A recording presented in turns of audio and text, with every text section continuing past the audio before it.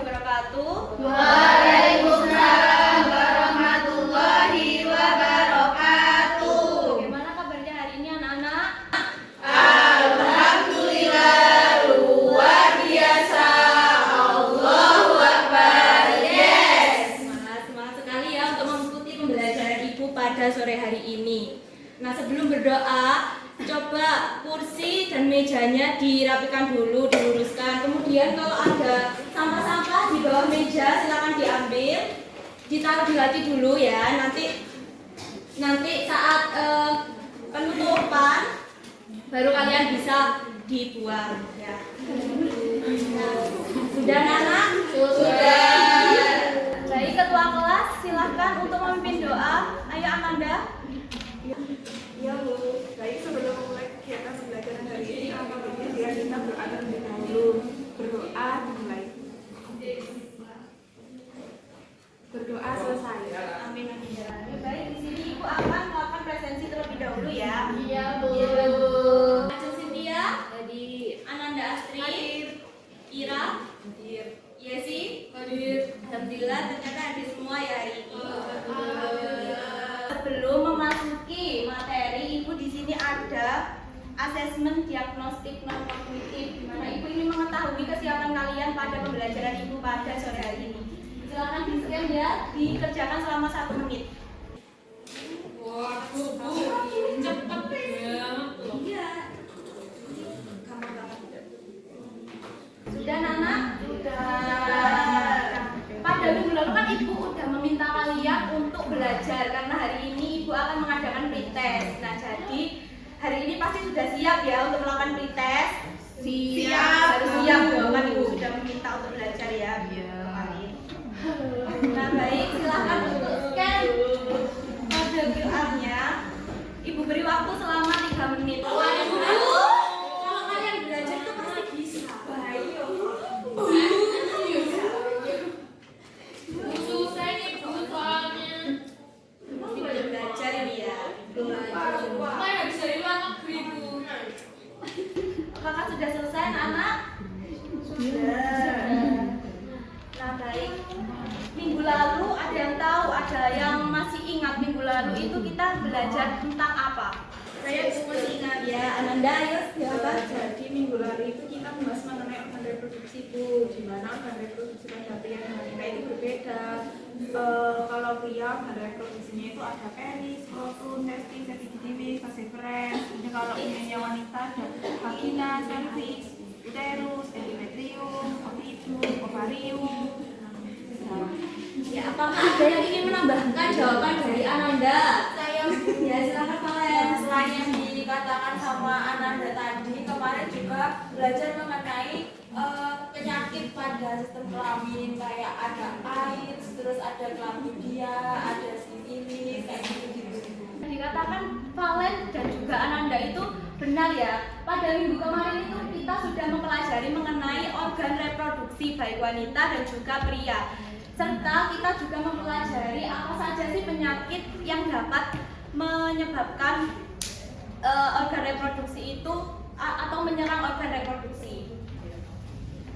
Nah, baik, di sini Ibu akan melanjutkan materinya mengenai gametogenesis dan juga fertilisasi. Ibu akan membacakan tujuan pembelajarannya terlebih dahulu, yaitu yang pertama, peserta didik itu mampu dalam menganalisis informasi mengenai proses gametogenesis, spermatogenesis, dan oogenesis melalui diskusi menggunakan e-modul dan PPT dengan tepat. Yang kedua, peserta didik mampu dalam menganalisis proses fertilisasi melalui diskusi menggunakan video, e-modul, dan PPT dengan tepat. Dan yang terakhir, yaitu peserta didik mampu dalam memecahkan suatu permasalahan mengenai peristiwa fertilisasi melalui diskusi kelompok menggunakan gambar dan artikel dengan benar. Nah, kira-kira dari gambar ini kalian itu terpikir apa? Menstruasi. Nah, betul. Menstruasi.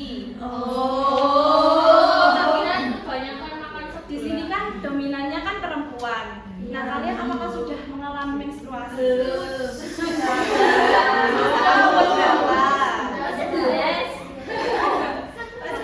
Menurut kalian bagaimana sih menstruasi itu dapat terjadi? keluar darah. Sel telurnya keluar. Iya. Telurnya keluar. Apa? Erika?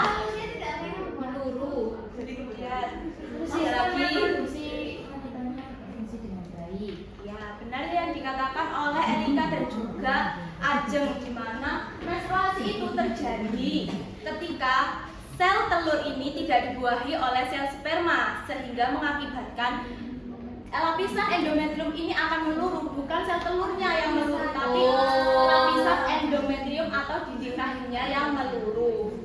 Oh iya Bu. Nah, apakah ada yang ingin ditanyakan? Ya, Dania. Saya saat menstruasi itu seringkali merasa sakit di bagian perut. Di bagian perut yang bawah Bu, itu kenapa ya Bu ya kira-kira? Pertanyaan yang bagus ya. Jadi ketika kita nyeri saat haid, biasanya karena adanya kontraksi rahim. Nah, rahim itu berkontraksi untuk membantu si endometrium lurung. Nah, dia itu juga dipicu oleh adanya hormon prostaglandin. Nah, di mana ketika si hormon itu meningkat, maka rahimnya itu akan berkontraksi secara kuat sehingga dia itu menyebabkan nyeri di bagian bawah perut saat menstruasi. Apakah ada yang ingin ditanyakan lagi? Tidak ada. Baik, Ibu akan melanjutkan ke materi ya. Nah, pertama adalah gametogenesis, di mana gametogenesis ini merupakan proses pembentukan sel gamet.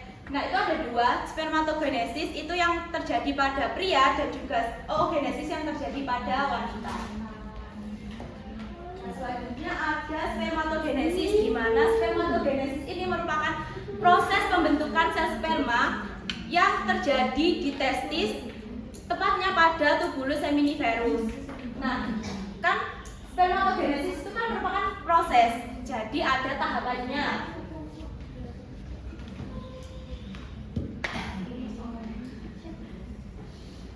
Ini lucu banget itu loh. Cekong banget kecil. Apa itu Bu? Kita kayaknya dulunya kayak gitu deh. Nah, spermatogenesis ini diawali dengan, ayo Desi, Valen, jangan pamit sendiri ya. Iya Bu. Nah, spermatogenesis ini diawali dengan spermatogonium, yang dia itu akan membelah secara apa? Mitosis sama meiosis.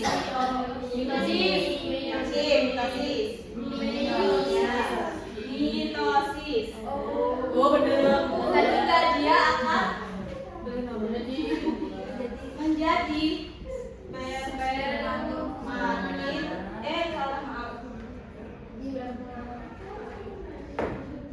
spermatosit primer. Nah, kira-kira spermatogonium sama spermatosit primer ini diploid apa, Boy?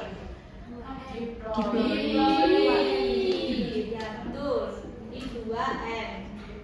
Nah, kemudian spermatosit primer ini akan mengalami pembelahan secara meiosis satu, menghasilkan spermatosit sekunder. Ini haploid. Nah, kemudian spermatosit sekunder akan mengalami meiosis 2.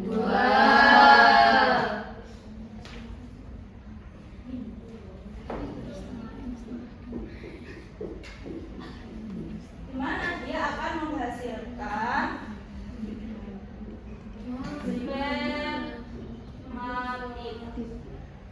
Nah, spermatid ini nantinya akan diferensiasi menjadi spermatozoa atau sel sperma.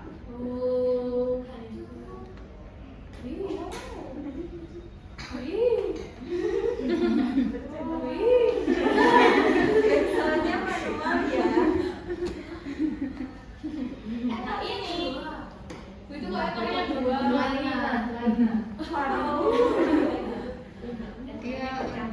Nah,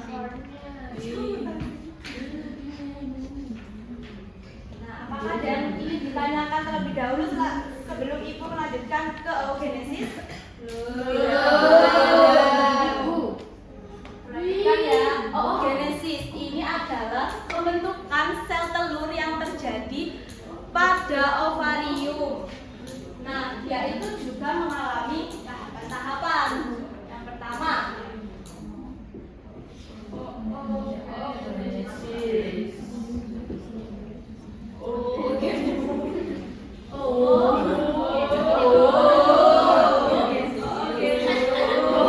dia akan membelah secara mitosis, membentuk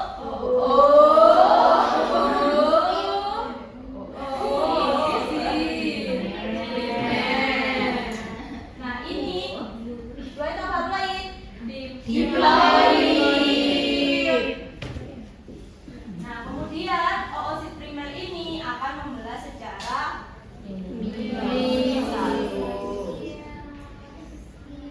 menghasilkan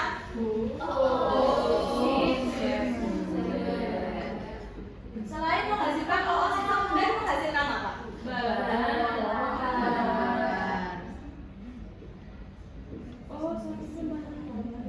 Nah kemudian oosit sekunder ini akan membelah secara meiosis membentuk oosit dan yang satunya apa?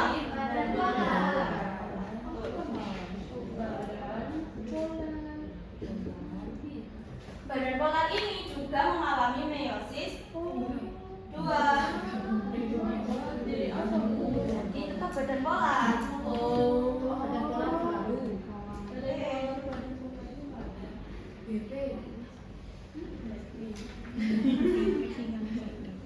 Sehingga menghasilkan 3 badan polar dan oosit ini akan diferensiasi menjadi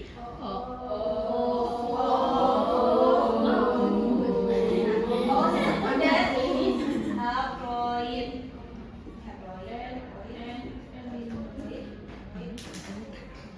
Jadi dapat disimpulkan bahwa spermatogonium satu spermatogonium itu menghasilkan 4 spermatozoa, satu spermatogonium. Nah, kalau satu oogonium dia itu menghasilkan satu ovum. Tiga badan polarnya ini nanti akan degenerasi. Kalau yang ini aktif. Apakah ada yang ingin ditanyakan? Tidak. Ibu lanjutkan ke fertilisasi. Nah, fertilisasi ini merupakan bersatunya sperma dan juga sel telur. Dia itu terjadi di tuba Fallopi. Nah, ini adalah gambaran proses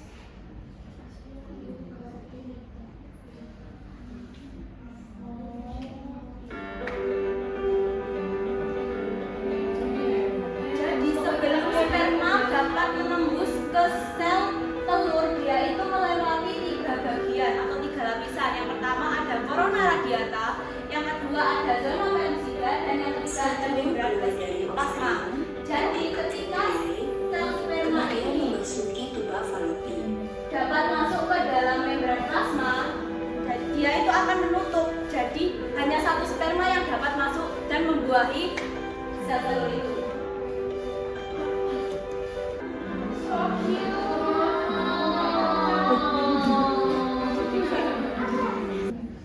Nah, di sini Ibu juga menyediakan e-modul, jadi kalian tuh bisa memahami lebih lanjut mengenai sistem reproduksi.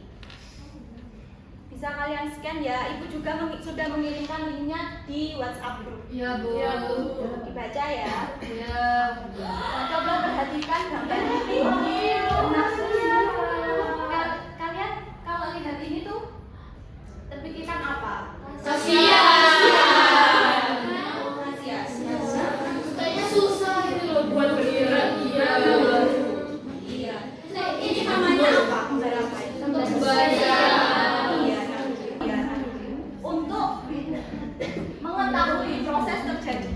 kembar siam. Nah, di sini ibu sudah membagi kalian menjadi 3 kelompok. Sudah tahu ya kelompoknya, diingat masing-masing. Sudah. Nah, di sini ibu juga menyediakan LKPD, silahkan kalian men-scan-nya. Baik, Bu. Sudah. Sudah. Sebelum kalian berkumpul dengan kelompoknya, ibu akan menjelaskan mengenai LKPD-nya terlebih dahulu. Nah, jadi di sini itu ada permasalahan, ada gambar dan juga ibu juga menyediakan artikel. Kemudian kalian berdiskusi dengan kelompok, menemukan permasalahannya, ditulis di sini. Nah, kemudian tulis penyebabnya juga. Nah, nanti kalian mempresentasikannya itu dengan cara drama atau bermain peran. Bagiannya kembar siam tersebut. Belum latihan drama. Iya, Bu. Tapi hidup kita sudah penuh drama. Apakah ada yang ditanyakan mengenai pengerjaan LKPD-nya? Tidak, Bu. Baik, sekarang bisa berkumpul dengan kelompoknya ya. Di mana? Ini kelompok 1, ini kelompok 2, di sini kelompok 3. Segera ya. Belum, Bu. Ini masih mau berdua.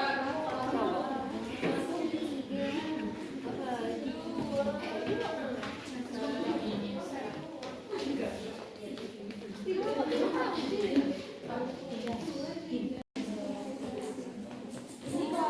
2. Sudah dari mana? Ini masih mencari solusi.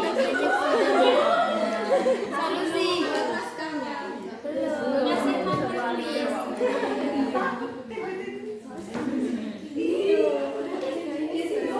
Pengerjaannya sampai mana? Ini masih mengerjakan. Kita kelompok. Masih belum membaca rasanya. Masih akan. Sudah dilanjutkan terlebih dahulu ya.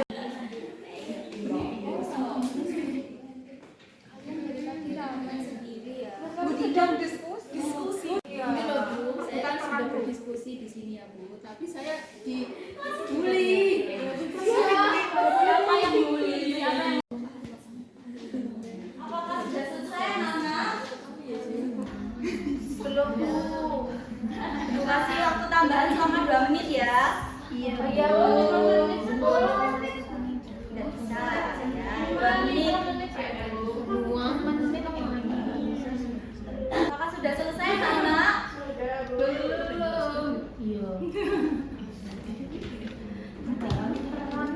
Baik, karena waktunya sudah selesai dan ibu juga sudah menambahkan waktu ya. Jadi sekarang waktunya presentasi atau menampilkan dramanya. Nah, dari tadi kan kelompok 1 ramai sendiri ya. Tadi ibu juga sudah lihat kalian sudah membuat naskah. Nah, sekarang kelompok 1 ayo bisa menampilkan dramanya atau bermain peran di depan sini. Ayo kelompok 1 silakan. Siap, Bu.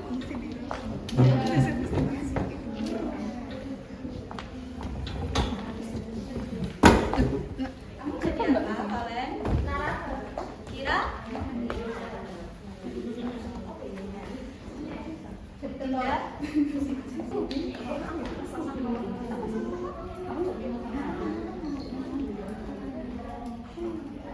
Silakan kelompok 1 bisa menampilkan ya. Semangat. Sudah. Bu sekarang ya. Ya. Masa besok?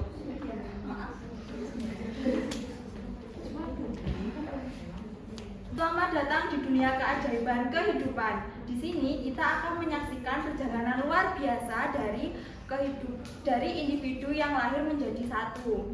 Mari kita mulai dengan sebuah proses pembuahan di mana kehidupan akan dimulai. Pada awal kehidupan, jutaan sperma akan berlomba-lomba untuk mencapai satu tujuan, yaitu sel telur. Mereka akan berjuang melewati banyak rintangan untuk mencapai suatu momen perubahan. Halo semuanya. Hai. Kenalin, aku adalah sel telur. Aku siap untuk dibuahi.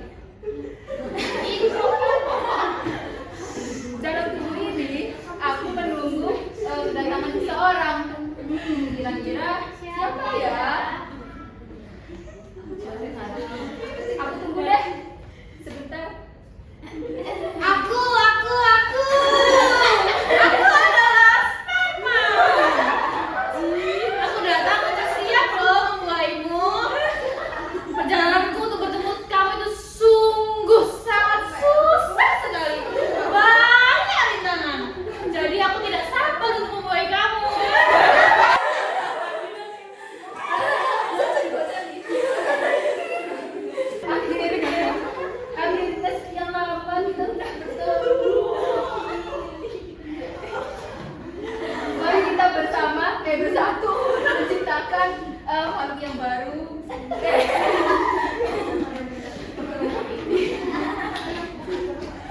Sperma berhasil menembus sel telur dan mereka bersatu untuk melalui proses luar biasa, yaitu pembuahan. Mereka kini menjadi satu kesatuan yang disebut dengan zigot. Setelah pembuahan, zigot akan berjalan menuju rahim dan mulai melakukan pembuahan.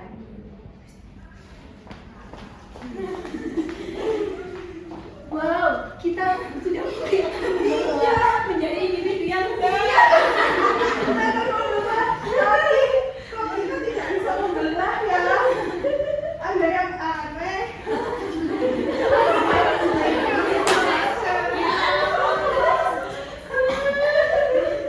Proses yang seharusnya menghasilkan dua individu yang sempurna mengalami penghambatan. Pembelahan sel berhenti sebelum pembelahan menjadi sempurna. Kedua embrio tetap terhubung pada beberapa bagian dari tubuh mereka. Wah, aku merasa tubuh kita tidak bisa benar-benar membelah. Sepertinya kita akan berbagi organ bagaimana kehidupan kita nanti. Ya, kita akan belajar untuk hidup bersama-sama ya. Kita ini dua jiwa yang satu organ. Jadi kita harus sempurna ya, Nanda. Oke, kita hadapi dunia ini bersama-sama. Janji. Embrio kembar ini dikenal dengan kembar siam. Mereka adalah hasil dari pembelahan embrio yang tidak sempurna. Sebuah kondisi langka namun menakjubkan. Mungkin mereka menghadapi tantangan unik. Mereka adalah simbol harapan dan ketahanan. Begitulah cerita di balik proses terjadinya bayi. Dari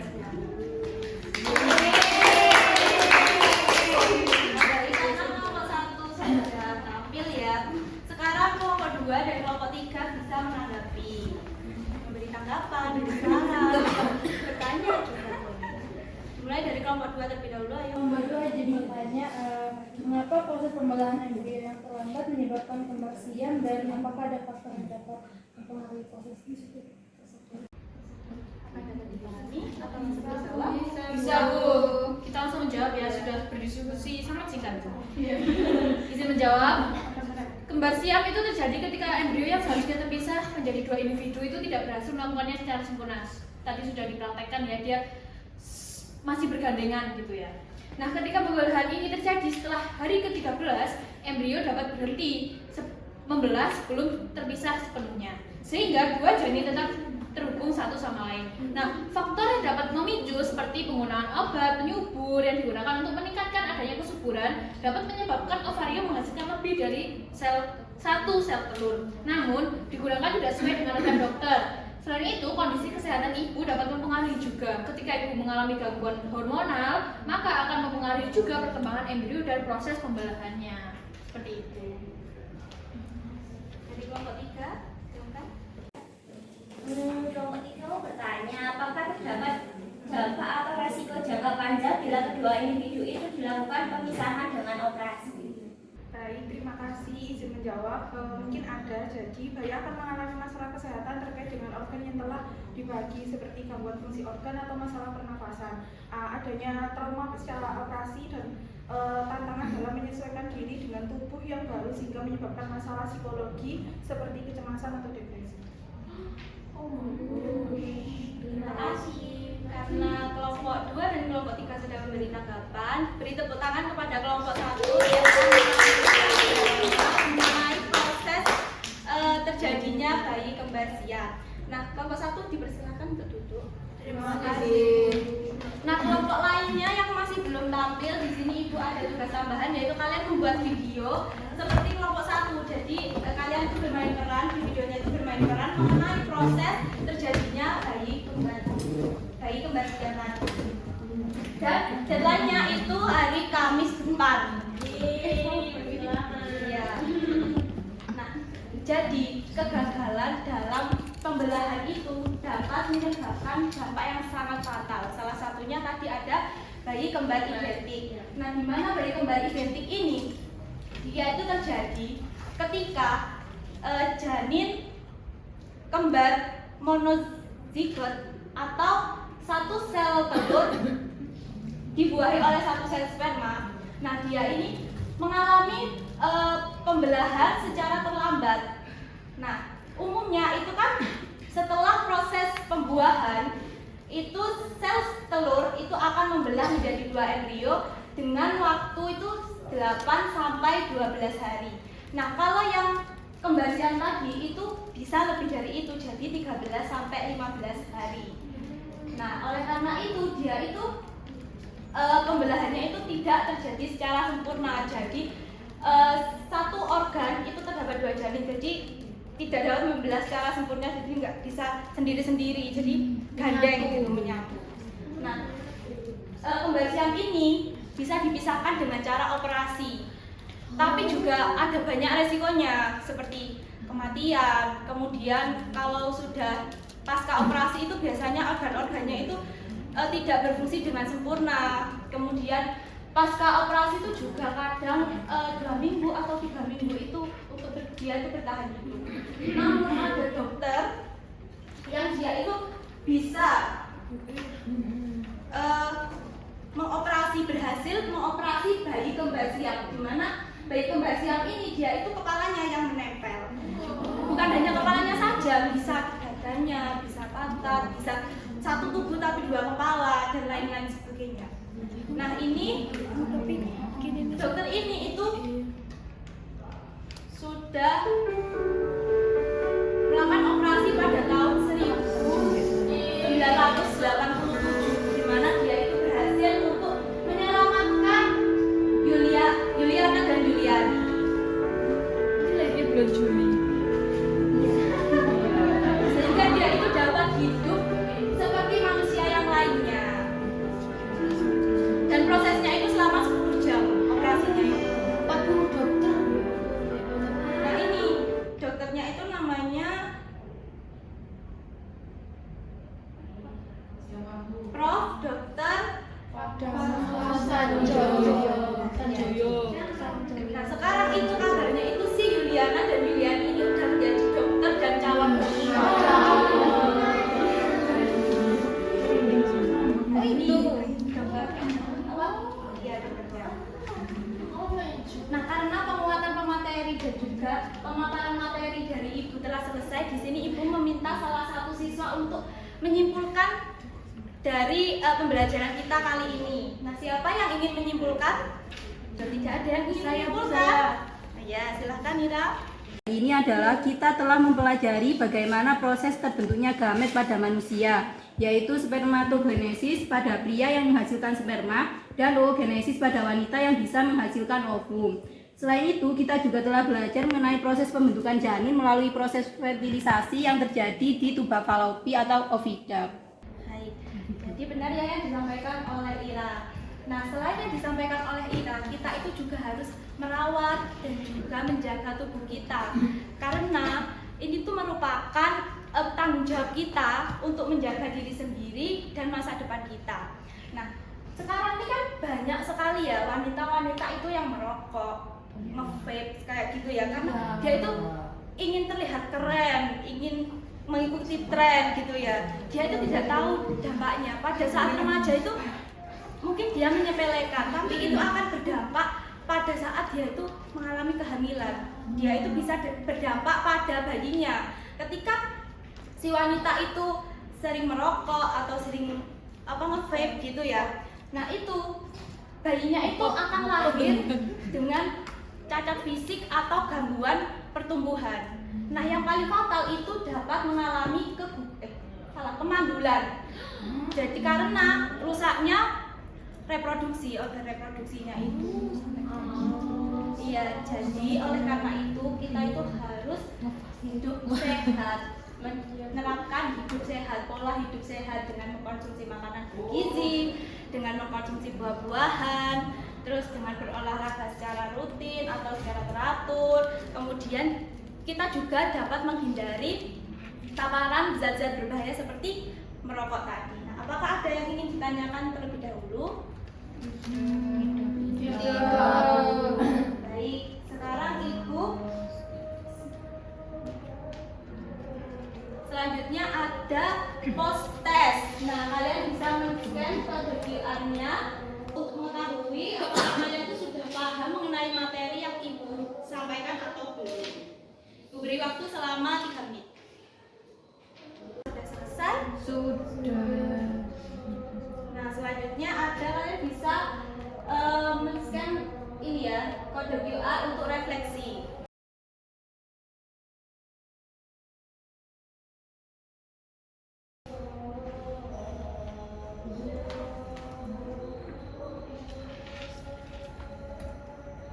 Terima kasih Bu, sama-sama.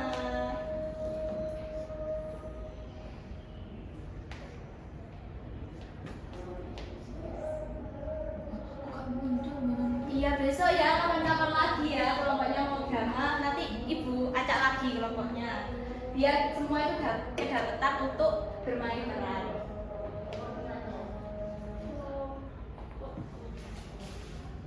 Nah, terima kasih ya kalian telah mengisi refleksi ini, jadi ini menjadi bahan evaluasi ibu untuk pembelajaran ke selanjutnya, pembelajaran minggu depan. Nah, adakah yang ingin ditanyakan terlebih dahulu? Sudah, Bu. Sepertinya sudah lelah ya, ingin Iya, pulang ya. mau pulang. Ya baik, karena pembelajaran hari ini telah selesai, bisa ketua kelas untuk memimpin doa. Nanda, bisa? Doa dimulai. Berdoa selesai. Sekian dan terima kasih. Wassalamualaikum warahmatullahi wabarakatuh. Waalaikumsalam warahmatullahi wabarakatuh.